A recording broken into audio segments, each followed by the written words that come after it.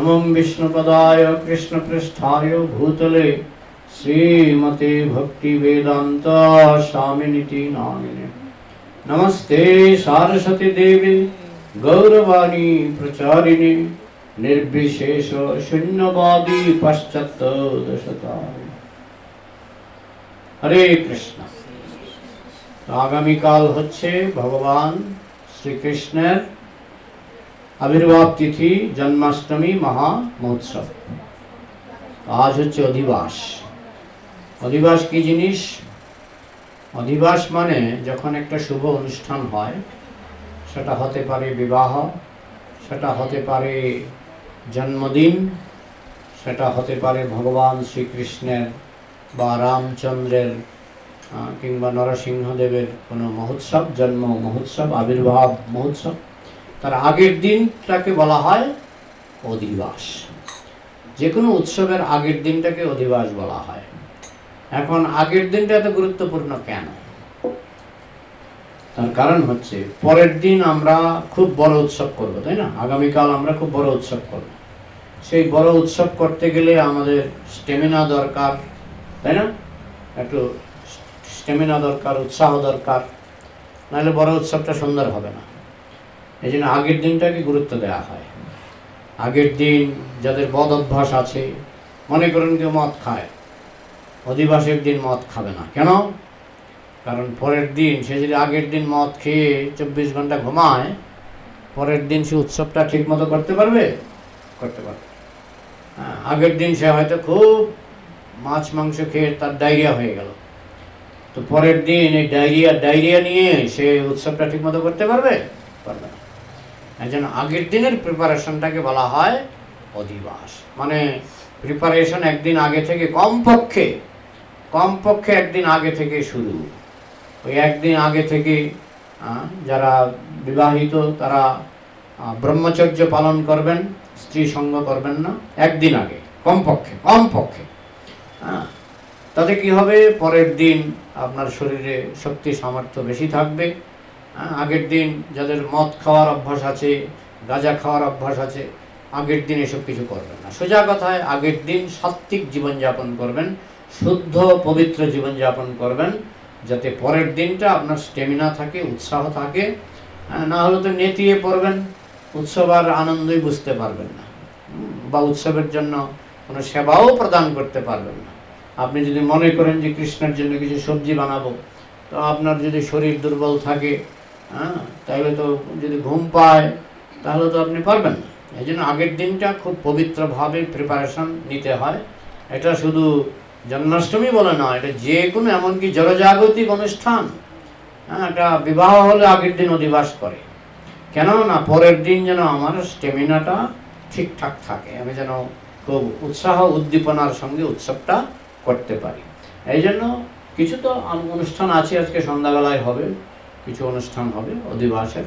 কিন্তু আসল ব্যাপারটা হলো যে আপনাকে সংযম রক্ষা করতে হবে।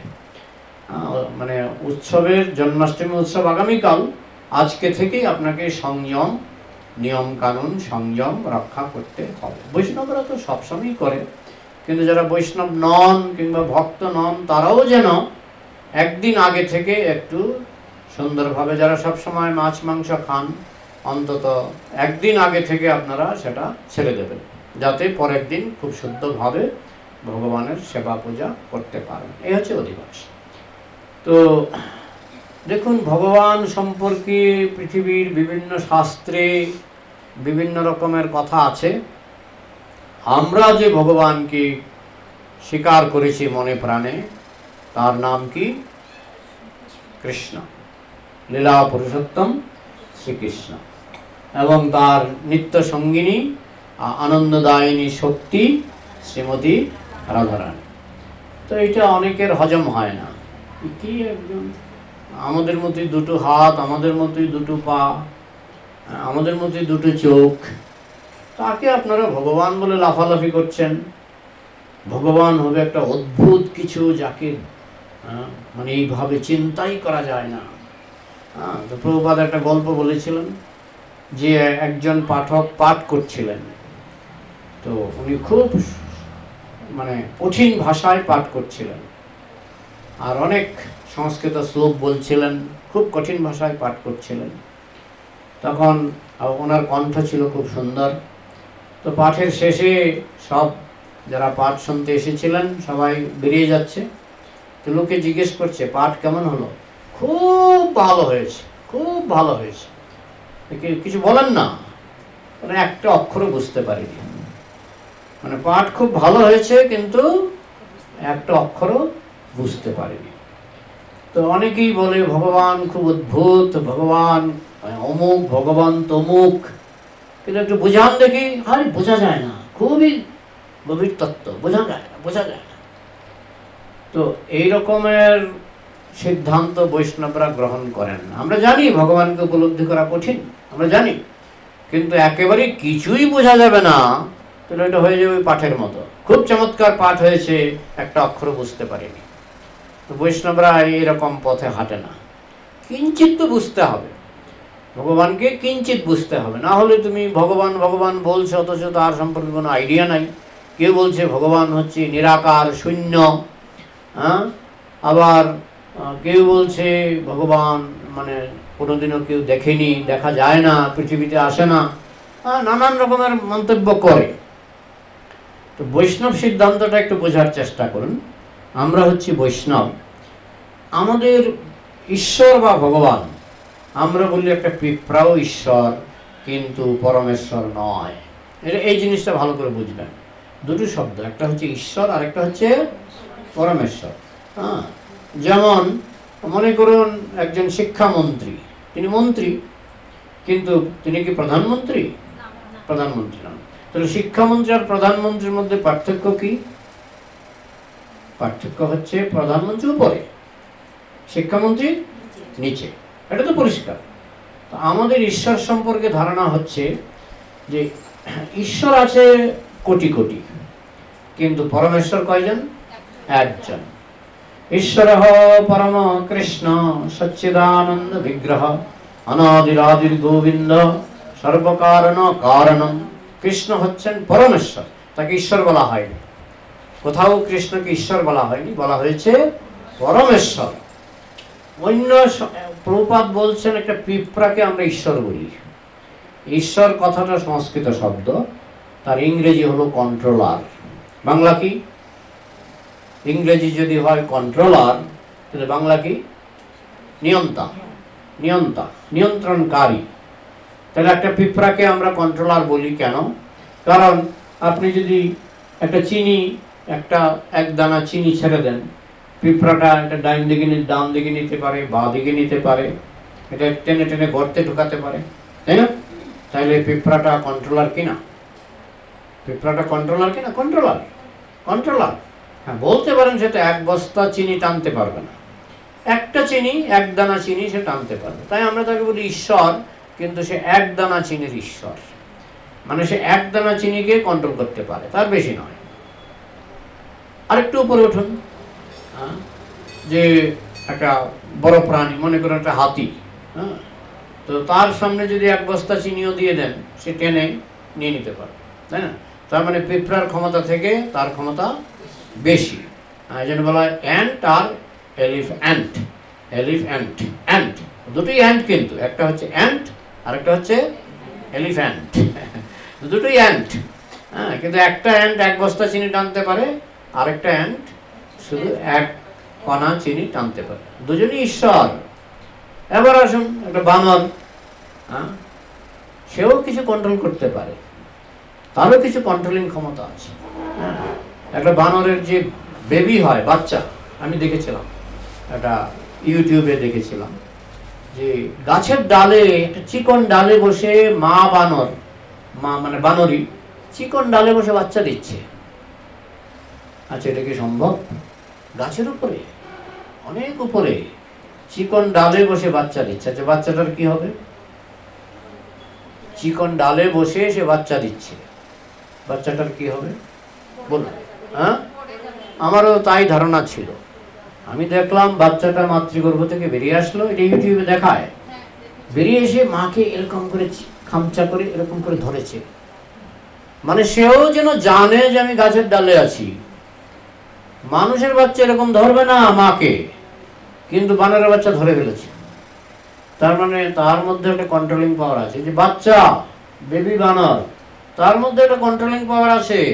সে জানে আমি যদি মাকে আঁকড়ে না ধরি আমি পড়ে যাব। তাহলে সেও একটা ঈশ্বর, একটা বেবি বানর, সেও একটা ঈশ্বর, কারণ সেও কন্ট্রোল করতে পারছে। কিন্তু এই কন্ট্রোলিং ক্ষমতাটা তাকে কে দিয়েছে? পরমেশ্বর। এই কন্ট্রোলিং ক্ষমতাটা তাকে দিয়েছে পরমেশ্বর। এটা কুকুরকে দেয়নি। একটা কুকুরকে যদি গাছে তুলে দেন, গর্ভবতী কুকুর, প্রেগন্যান্ট কুকুরকে, যেখান থেকে বাচ্চা দাও, কুকুর বাচ্চা দেবে না, নেমে আসবে, তাই না? এই যে বানর বাচ্চা দিল, গাছ থেকে পড়ে না, কারণ সে মাকে আঁকড়ে ধরে। এই ক্ষমতাটা তাকে দিয়েছে পরমেশ্বর। কিন্তু বানরকে আমরা বলি ঈশ্বর। তাহলে বানর যদি ঈশ্বর হয়, মানুষ ঈশ্বর কিনা? মানুষ ঈশ্বর। হ্যাঁ, যেমন এই মাইকটা বানিয়েছে, এটা কি কে বানিয়েছে? মাইকটা একটা মানুষ, একটা মানুষ। তাহলে এই মাইকের পেছনে একটা ঈশ্বর আছে, তিনি মানুষ। এই যে ল্যাপটপ, এটা কে বানিয়েছে? মানুষ। তাহলে এই ল্যাপটপের পেছনে একটা ঈশ্বর আছে, তিনি মানুষ। হ্যাঁ, এবার এরোপ্লেন চালায় যে পাইলট, এটা কে? মানুষ না ছাগল চালায় এরোপ্লেন? মানুষ চালায়। তাহলে সে হচ্ছে এরোপ্লেনের ঈশ্বর। মানে একটা ঈশ্বর, এরকম অনেক ঈশ্বর আছে। হ্যাঁ, একটা ঈশ্বর হচ্ছে পাইলট, কারণ পাইলট এরোপ্লেনটা চালায়।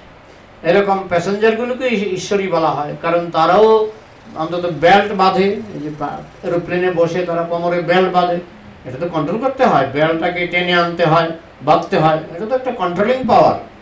তো এই জন্য ওরাও ঈশ্বর। সোজা কথা, এই সংসারে সকলেই ঈশ্বর। প্রভুপাদ মানুষকে বলতেন লিটল কৃষ্ণ, মানুষকে বলতেন লিটল কৃষ্ণ। এখন ব্যাপার হচ্ছে যে মনে করুন এই যে বিল্ডিংটা, এই বিল্ডিংটা, এই বাড়িটা, যেটা এখন আমরা মন্দির হিসাবে ব্যবহার করছি, এটা দান করেছেন নীরাজ কাপুর, তাই না? নীরাজ কাপুর এটা দান করেছেন, ইসকনকে দান করেছেন। তা এখন এই বিল্ডিংটা মাপুন, এটা কত বাই কত, কত ফুট বাই কত ফুট। হ্যাঁ, এখন নীরাজ কাপুরকে মাপুন, উনি কত ফুট বাই কত ফুট। কার সাইজ বড়? বিল্ডিং এর সাইজ বড় না নীরাজ কাপুরের সাইজ বড়? হ্যাঁ, বিল্ডিং এর সাইজ বড়। তাহলে যার সাইজ বড় সেই ঈশ্বর, না যার সাইজ ছোট সেই ঈশ্বর? হ্যাঁ, যার সাইজ ছোট। এই বিল্ডিংটা নির্মাণের ব্যাপারে তিনি যেহেতু এটা করিয়েছেন, তাই এই বিল্ডিং এর ব্যাপারে তিনি ঈশ্বর। হ্যাঁ, তাকে পরমেশ্বর আমরা বলি না, কিন্তু তিনি ঈশ্বর। ঠিক এরোপ্লেন চালানোর ব্যাপারে পাইলট ঈশ্বর, গাড়ি চালানোর ব্যাপারে ড্রাইভার ঈশ্বর। হ্যাঁ, আপনি মোটরসাইকেল চালাচ্ছেন, স্কুটি চালাচ্ছেন, যে মোটরসাইকেল চালায় সে হচ্ছে ঈশ্বর। এবার প্রত্যেক ঈশ্বরত্বের মধ্যে আমরা দেখতে পাচ্ছি ঈশ্বরের আয়তনটা ছোট হচ্ছে, তার কাজগুলি বড় হচ্ছে। হ্যাঁ, যেমন একজন 10 তলা বিল্ডিং করলেন, মনে করুন মিস্টার সরকার একটা 10 তলা বিল্ডিং করলেন। 10 তলা বিল্ডিংটার আয়তন বেশি না মিস্টার সরকারের আয়তন বেশি? 10 তলা বিল্ডিং এর আয়তন বেশি, কিন্তু 10 তলা বিল্ডিং এর ঈশ্বরটা হচ্ছেন মিস্টার সরকার, তার আয়তনটা কিন্তু ছোট। বুঝতে পারছেন? এইভাবে গুরুত্বের বিচারে কি 10 তলা বিল্ডিং এর গুরুত্ব বেশি না মিস্টার সরকার যিনি 10 তলা বিল্ডিংটা বানিয়েছেন তার গুরুত্ব বেশি?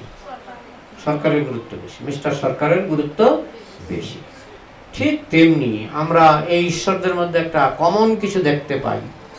হ্যাঁ, আপনি পাইলট দেখুন, তার 2টা চোখ।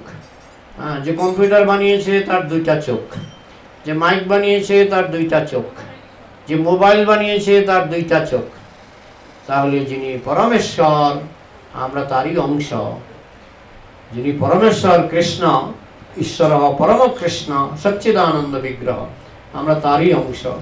তাই তারও 2টো চোখ, আমাদেরও 2টো চোখ, যেহেতু আমরা তারই অংশ। এবং প্রতিটি প্রাণী ম্যাক্সিমাম দেখবেন, এই বানর কয়টা চোখ? 2টো, তাই না? হাতি কয়টা চোখ? 2টো। আমাদের নাক একটা, বানরের নাক কয়টা? একটা। তাহলে ভগবানের নাকও একটাই।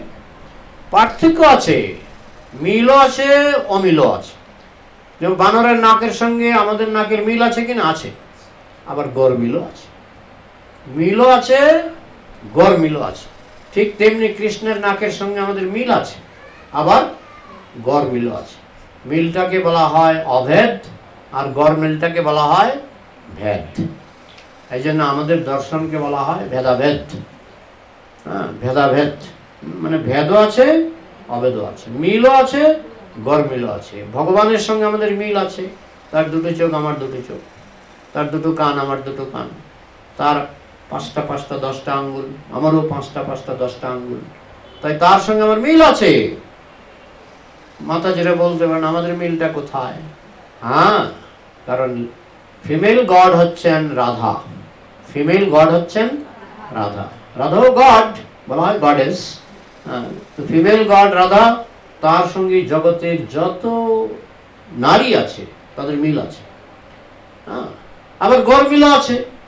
রাধা হচ্ছেন জগতের সবচেয়ে সুন্দরী, জগতের কেন স্বর্গের নারীরাও রাধার মতো সুন্দরী নয়, স্বর্গে যে অপ্সরা থাকে তারাও রাধার মতো সুন্দরী নয়। অরিজিনাল নারী হচ্ছেন রাধা, যিনি হচ্ছেন ভগবানের কাউন্টার পার্ট, ভগবানেরই শক্তি, কৃষ্ণেরই শক্তি। কৃষ্ণ নিজেকে পুরুষ রূপে এবং রাধাকে নারী রূপে প্রকাশ করেছেন। এবং এই সংসারে যত ঈশ্বর বেরোচ্ছে, পিঁপড়াই বলুন আর মানুষ বলুন, বানর বলুন, সব ঈশ্বর কিন্তু ওই পরম ঈশ্বর থেকে, পরম ঈশ্বর এবং পরমেশ্বরী। পরমেশ্বর হচ্ছেন কৃষ্ণ, পরমেশ্বরী হচ্ছেন রাধা। তো আমরা হাতের কাছে কোটি কোটি প্রমাণ পাচ্ছি। যখনই দেখি একটা মারুতি গাড়ি চলছে, উকি মারলে দেখি 2 হাতওয়ালা, 10 আঙ্গুলওয়ালা, 2 চোখওয়ালা, 1 নাকওয়ালা একজন বসে গাড়িটা চালাচ্ছে। তো হাতের কাছে আমরা ঈশ্বর দেখতে পাচ্ছি। তাহলে এই ঈশ্বরগুলি কোথা থেকে এলো? এই ঈশ্বরগুলি এলো পরমেশ্বর থেকে, এবং পরমেশ্বর হচ্ছেন কৃষ্ণ। এটা দেখুন বাইবেলও স্বীকার করা হয়েছে। বাইবেলে বলা হয়েছে man is made in the image of god. একদম সম্পূর্ণ সনাতন সিদ্ধান্ত। সনাতন সিদ্ধান্তে বলা হয়েছে আমরা হচ্ছি লিটল কৃষ্ণ বা লিটল রাধা। আমরা কৃষ্ণের অংশ। মমই বংশ জীবলোকে জীবভূত সনাতন। আমরা হচ্ছি কৃষ্ণের অংশ। তাই কৃষ্ণের অংশ যেহেতু, সোনার অংশ সোনার মতোই হবে, তাই না? তো যেহেতু আমরা কৃষ্ণের অংশ, রাধার অংশ, আমরা কিন্তু কোনো না কোনোভাবে তাদের সঙ্গে মিলে যাই। আবার বানর যেমন মানুষের সঙ্গে মিলে না, আবার মিলেও কৃষ্ণের সঙ্গে আমরা মিলেও যাই, আবার মিলিও না। তাই বলা হয় ভেদ অভেদ, ভেদাভেদ। আমাদের বৈষ্ণব দর্শনকে বলা হয় অচিন্ত ভেদাভেদ তত্ত্ব। অচিন্ত বলা হয় এই কারণে, কারণ আমার ক্ষমতা একটা বানর বুঝতে পারবে না। পারবে কি? ওই বুঝতে না পারাটাকে বলা হয় অচিন্ত। নরেন্দ্র মোদীর ক্ষমতা এটা ব্যাং বুঝতে পারবে না। ওই বুঝতে না পারার ব্যাপারটাকে বলা হয় অচিন্ত। কৃষ্ণের ক্ষমতা মানুষ বুঝতে পারে না, তাই কৃষ্ণ আমাদের কাছে অচিন্ত। আবার মিল আছে, অভেদ। মিল নেই, ভেদ, অচিন্ত ভেদাভেদ তত্ত্ব। এটাই হচ্ছে সহজ ভাষায় অচিন্ত ভেদাভেদ তত্ত্ব, যেটা প্রচার করেছেন ভগবানেরই অবতার, কৃষ্ণেরই অবতার চৈতন্য মহাপ্রভু। তাকে বলা হয় অবতারী। চৈতন্য মহাপ্রভু এই তত্ত্বটা প্রচার করেছেন, অচিন্ত ভেদাভেদ তত্ত্ব। তো বাইবেলও মানছে man is made in the image of god. মানুষকে তৈরি করা হয়েছে ভগবানের আদলে। অধিকাংশ খ্রিস্টান সেটা মানে যে মানুষের চেহারাটা হচ্ছে ভগবানের আদলে নির্মিত। Man is made in the image of god, এটা বাইবেলের কথা। আবার কোরআনেও বলা হয়েছে যে আদমকে তৈরি করা হয়েছে আল্লাহর সুরতে। সুরত মানে চেহারা। আদমকে তৈরি করা হয়েছে আল্লাহর সুরতে। সুরত মানে চেহারায়। তার মানে আল্লাহর চেহারা আর আদমের চেহারা একই রকম। মিল আছে, গরমিল আছে, মিল আছে, গরমিল আছে।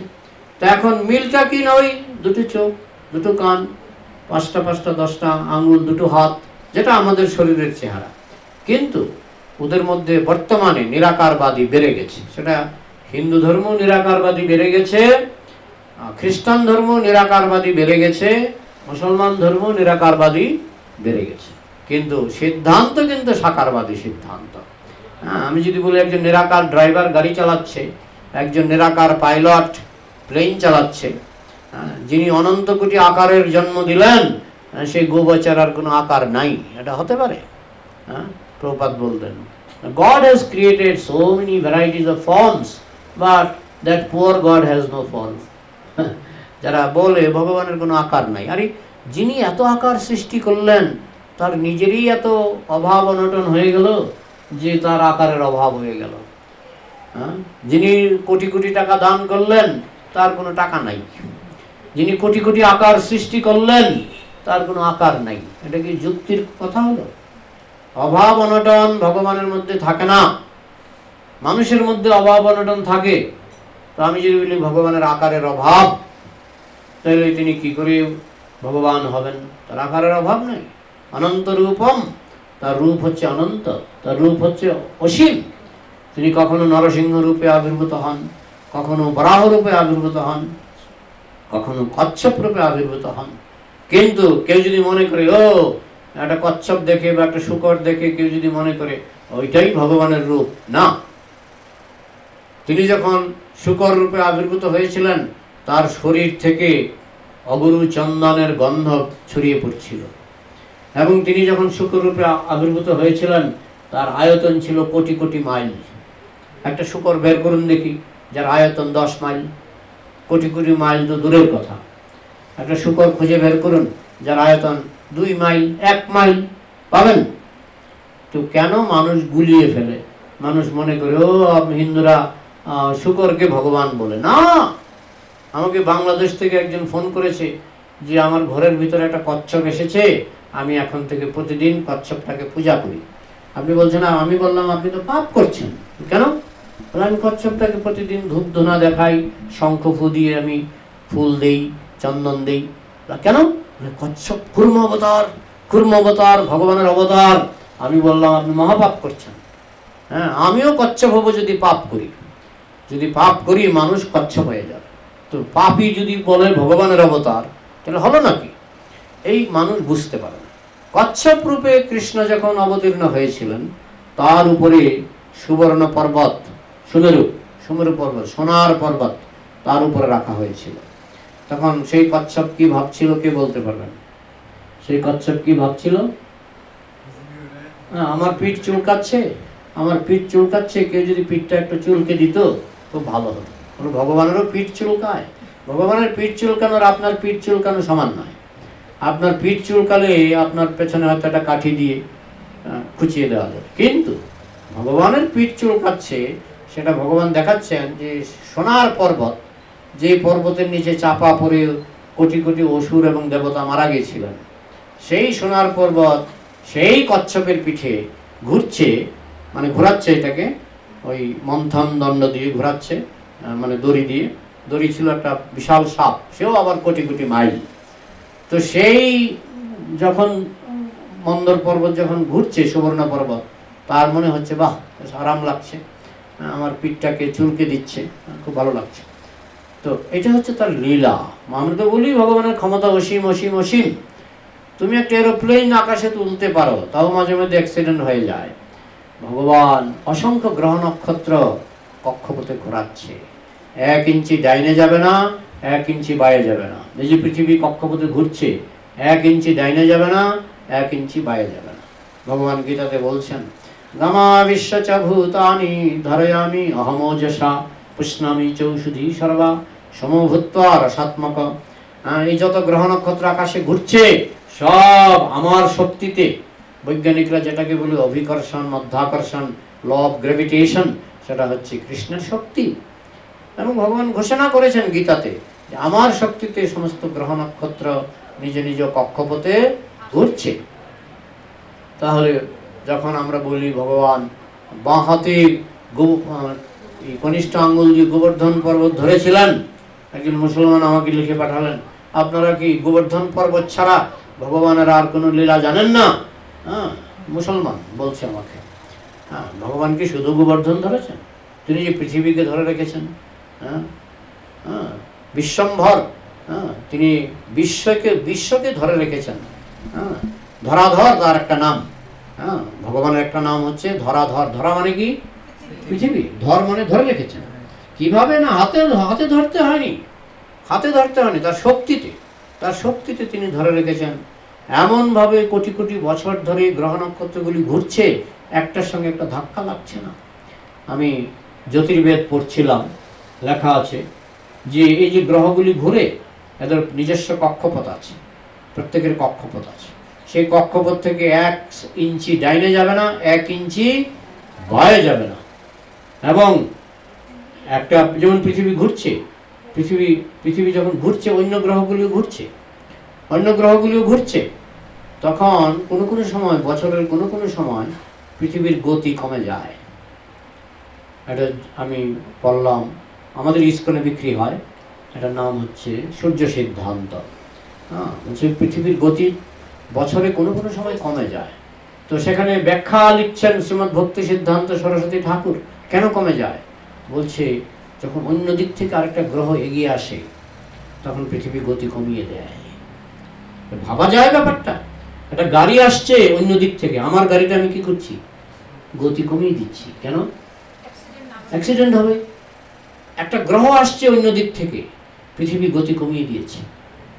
কল্পনা করা যায়? বলে কোনো কেউ নাই, কন্ট্রোলার নাই। কন্ট্রোলার আছে, নাহলে পৃথিবীর গতিটা কমতো না। সে দ্রুত গতিতে ঘুরে, যেই দেখছে একটা গ্রহ অন্য দিক থেকে আসছে তার গতি কমিয়ে দেয়। এটা শুধু পৃথিবী নয়, সব প্রত্যেক গ্রহে এই গতিটার একটা নাম আছে। আমরা তো বিজ্ঞানের বেলায় আহ্নিক গতি, বার্ষিক গতি এসব পড়ি। এই গতিটার একটা নাম আছে, কি ভগ্ন নাকি ভগ্ন, মানে গতিটা কমে যায়। কেন কমে না? যখন দেখে যে অন্য দিক থেকে একটা গ্রহ আসছে এবং পৃথিবী যদি তার গতি না কমায় অ্যাক্সিডেন্ট হবে, ধাক্কা হবে, দুটো গ্রহে চূর্ণ বিচূর্ণ হয়ে যাবে, চিহ্ন খুঁজে পাওয়া যাবে না। বুঝেছেন? এইভাবে শুধু পৃথিবীর ক্ষেত্রে নয়, প্রতিটি গ্রহের ক্ষেত্রে। যে অমাবস্যার অন্ধকারে দেখবেন আকাশে এত নক্ষত্র। আমাদের শাস্ত্রে বলা হয়েছে সব গতিশীল, একটাও স্থির নয়, যার জন্য শাস্ত্রে বলা হচ্ছে জগৎ। গত মানে গতি, গত মানে গতি। যখন বলা হয় জগৎ মানে গতি আছে, যার গতি আছে তাকেই বলা হয় জগৎ। তো যাই হোক, ঈর্ষান্বিত ব্যক্তিরা ওই আমাদের জ্যোতির্বেদের কিছুই জানে না, কিছুই বুঝে না। জ্যোতির্বেদে সব উল্লেখ আছে, কি কোন গ্রহ, কোন নক্ষত্র, মঘা নক্ষত্র, উত্তর ফাল্গুনী, বিভিন্ন নক্ষত্রের নাম আছে, এদের গতি ঘন্টায় কত কিলোমিটার বা কত মাইল ঘুরছে এবং কখন এদের গতি বাড়ে কখন কমে। যখনই দেখে যে আরেকটা গ্রহ আসছে এদের গতি কমে যায়। বুঝেছেন? এটা শুধু পৃথিবীর ক্ষেত্রে নয়, এটা সমস্ত গ্রহ নক্ষত্রের ক্ষেত্রে প্রযোজ্য। এবং এটা সারা মানে কোটি কোটি বছর ধরে, যেদিন থেকে সৃষ্টি শুরু হয়েছিল, বলা হয় যেদিন থেকে ব্রহ্মা সূর্য সৃষ্টি করলেন, এবং সূর্য যেদিন ধ্বংস হবে সেদিন পৃথিবীর প্রলয় হবে, মানে সেটাই হচ্ছে প্রলয়ের সময়। আমাদের সৃষ্টি এবং প্রলয় তার আয়ু হচ্ছে, জ্যোতির্বেদ অনুসারে তার আয়ু হচ্ছে সূর্যের আয়ুষ্কাল। সূর্য যেদিন সৃষ্টি হলো সেদিন থেকে ধরা হয় যে জগতের সৃষ্টি হলো, আর সূর্য যেদিন ধ্বংস হবে সেদিন বলা হয় যে জগতের প্রলয় হবে। তার মধ্যে সমস্ত গ্রহ নক্ষত্র কোটি কোটি বছর ধরে ঘুরছে এবং প্রত্যেকের গতি একেবারে 100% কন্ট্রোলের বাইরে কিছু নাই। তার মানে একজন পরম কন্ট্রোলার আছেন। নিউটনের গল্পটা আপনারা শুনেছেন। নিউটন বলতেন একজন পরম কন্ট্রোলার, সুপ্রিম কন্ট্রোলার আছেন। তার এক বন্ধু ছিল নাস্তিক। নাস্তিক মানে গোবর মাথা, বলছে না কোনো কন্ট্রোলার নাই, ঈশ্বর কিছু নাই।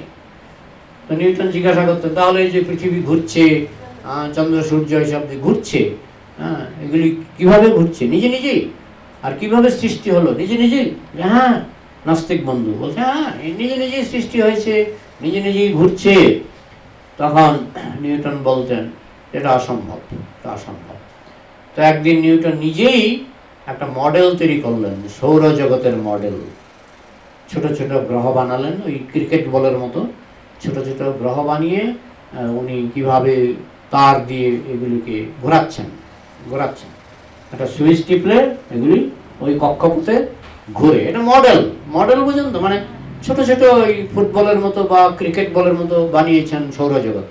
মাঝখানে সূর্য লাগিয়ে দিয়েছেন, একটা মানে উজ্জ্বল কিছু লাগিয়ে দিয়েছেন, আর সেটাও ঘুরছে, সূর্যও ঘুরছে, অন্যান্য গ্রহ নক্ষত্রগুলিও ঘুরছে। তো পরের দিন ওই বন্ধু তার বন্ধু নিউটনকে দেখতে এসছেন। হ্যাঁ, কি সুন্দর, কি সুন্দর। কে বানিয়েছে বন্ধু, এটা কে বানিয়েছে? নিউটন বলছে, আমি জানি না, আমি ঘুম থেকে উঠে দেখি, আমি তো অবাক হয়ে গেলাম, আমি ঘুম থেকে উঠে দেখি নিজে নিজেই হয়ে গেছে। নিজে নিজে হয়ে গেছে, হয় তুমি বানিয়েছো বা অন্য কেউ বানিয়েছো। না না না, নিজে নিজেই হয়ে গেছে, নিজে নিজেই ঘুরছে, নিজে নিজেই হয়ে গেছে। বন্ধু বলছে, এটাকে সম্ভব নাকি? তখন নিউটন বললেন, সম্ভব। এর থেকে বড় বড় জিনিস নিজে নিজে ঘুরতে পারে। কি, পৃথিবীটা নিজে নিজে ঘুরছে না? হ্যাঁ। সূর্যটা নিজে নিজে ঘুরছে না? হ্যাঁ। তো চন্দ্র নিজে নিজে ঘুরছে না? হ্যাঁ।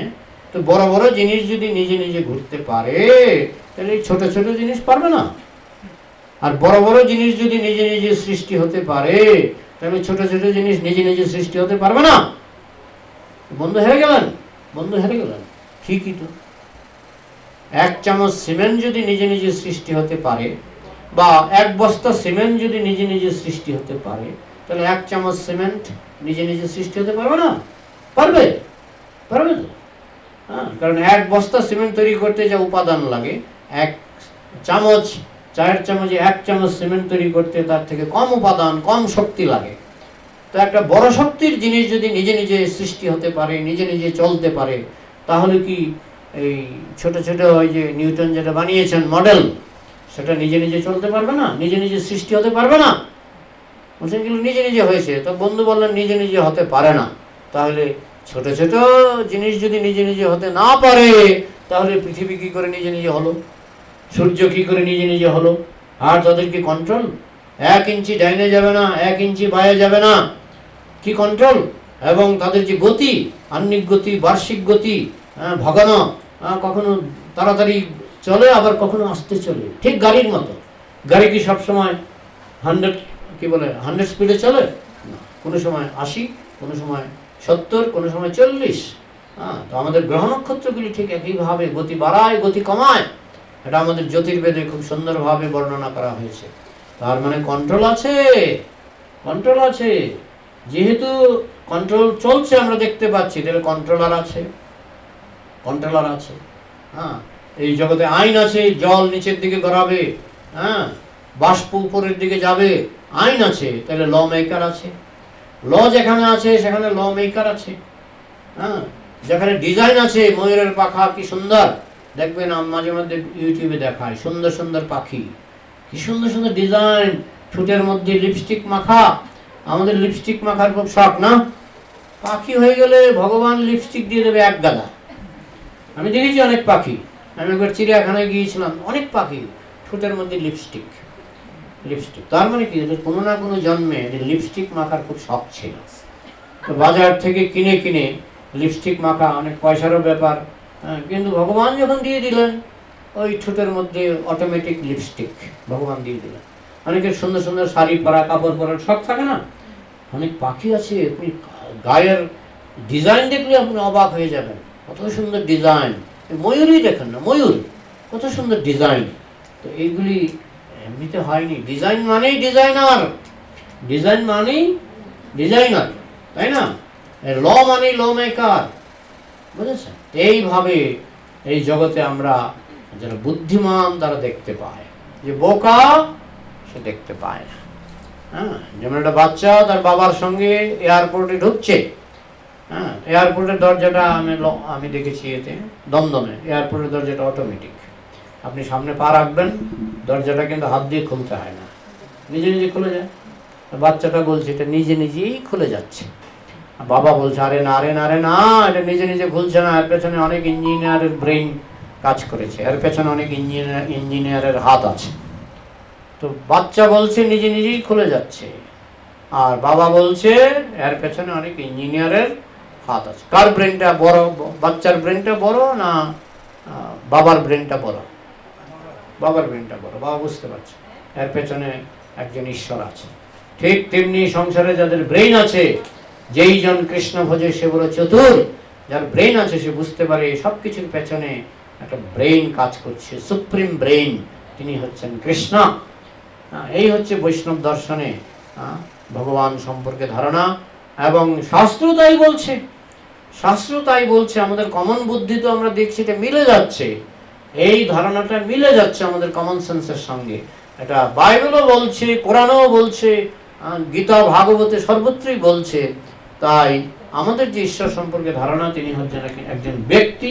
তুমি তাকে আরবি ভাষায় ডাকো আর ইংরেজি ভাষায় ডাকো, তাতে কিছু যায় আসে না, তিনি একজন ব্যক্তি।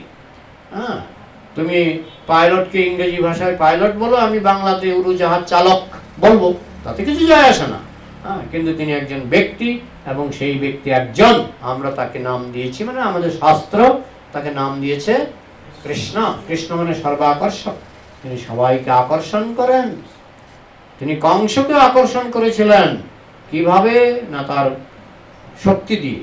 তার শক্তি কংস জানতেন, কৃষ্ণের শক্তি খুব বেশি, এজন্য সবসময় তার কৃষ্ণ চিন্তা হতো। যদিও শত্রু ভাবে, মিত্র ভাবে নয়, কিন্তু চিন্তাটা হতো। তার মানে কংস কৃষ্ণের প্রতি আকৃষ্ট হয়েছিলেন শত্রু ভাবে। এইভাবে তিনি সকলকে আকর্ষণ করেন বলে তার নাম কৃষ্ণ। কৃষ্ণ মানে সর্বাকর্ষক। তো আগামীকাল আমরা তার কিছু লীলা শ্রবণ করব। তিনি কেন লীলা করেন, যাতে ভক্তরা যারা তার ফ্যান, যারা তাকে ভালোবাসে, তারা যেন সময় কাটাবার জন্য কিছু মানে খোরাক পায়। খোরাক, ও কৃষ্ণ এই করেছেন, কৃষ্ণ সেই করেছেন। কৃষ্ণ মহাভারতের যুদ্ধে কিভাবে পাণ্ডবদের জয় করিয়ে দিয়েছেন, কৃষ্ণ কিভাবে রুক্মিণী বিবাহ করেছেন, কৃষ্ণ কিভাবে এই জগতে জন্মের নাটক করেছেন। হ্যাঁ, এগুলি ভক্তরা তারা তাদের একটা খোরাক, তাদের কাছে এটা একটা খোরাক। আর যারা ভক্ত নয় তারা আলোচনা করে। আজকে আলোচনা হবে 2 ঘন্টা বক্তৃতা হবে শূন্যের উপর। শূন্য এটা নয়, শূন্য এটা নয়, শূন্য এটা নয়, নেতি নেতি নেতি নেতি নেতি, শূন্য এটা নয়, শূন্য মাইক নয়, শূন্য ল্যাপটপ নয়, শূন্য কম্পিউটার নয়, শূন্য মোবাইল নয়। আপনি 2 ঘন্টা কেন, আপনি 100 বছর আলোচনা করতে পারেন। হ্যাঁ, কিন্তু আমাদের হলো কৃষ্ণ, তিনি এটা করেছেন, তিনি এটা করেছেন। আপনি সেখানেও 100 বছর কেন, অনন্ত বছর, অনন্ত দেব, অনন্ত কাল ধরে তার অনন্ত মুখে কৃষ্ণ কথা, কৃষ্ণ লীলা বলছেন। আজও শেষ করতে পারেননি, কোনোদিনও শেষ করতে পারবেন না। তো যাই হোক, আজকে অধিবাস আমরা বাইরে থেকে কৃষ্ণ তত্ত্ব সম্পর্কিত আলোচনা করলাম। আমরা আগামীকাল সরাসরি কৃষ্ণের লীলার ভিতরে প্রবেশ করব। আমরা শ্রবণ করব কৃষ্ণের জন্মলীলা, তার রুক্মিণী হরণ লীলা বা বিভিন্ন লীলা, তার লীলার শেষ নাই। হ্যাঁ, তো সেই লীলাগুলি আমরা আগামীকাল কিছু কিছু শ্রবণ করব। তো আজকে আপনাদের যদি কোনো প্রশ্ন থাকে আলোচনা করা যায়। প্রশ্ন? হ্যাঁ,